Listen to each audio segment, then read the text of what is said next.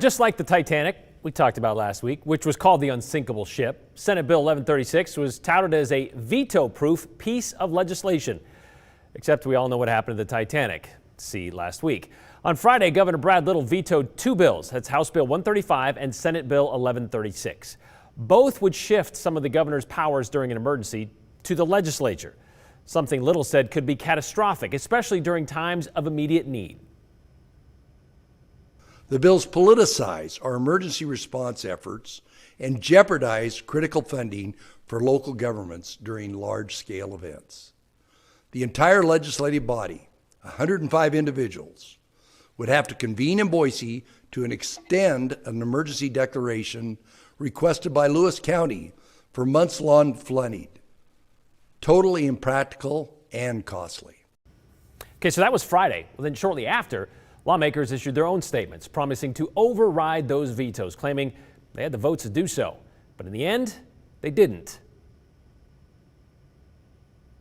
Roll call shows 23 ayes, 12 nays, 0 absent and excused. Having failed to achieve a 2/3 majority vote, the override Senate Bill 1136.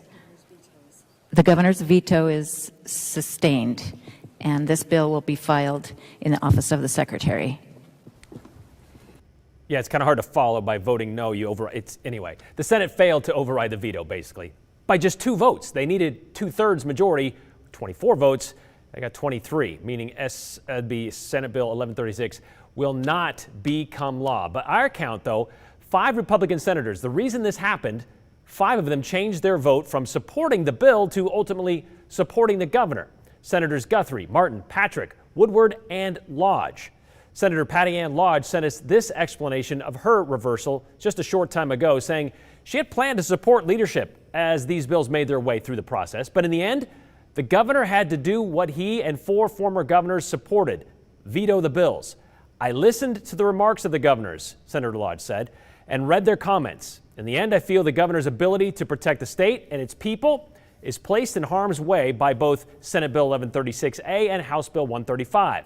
This legislative session has proven that 105 people from all parts of this state have differences. Look at the length of this session.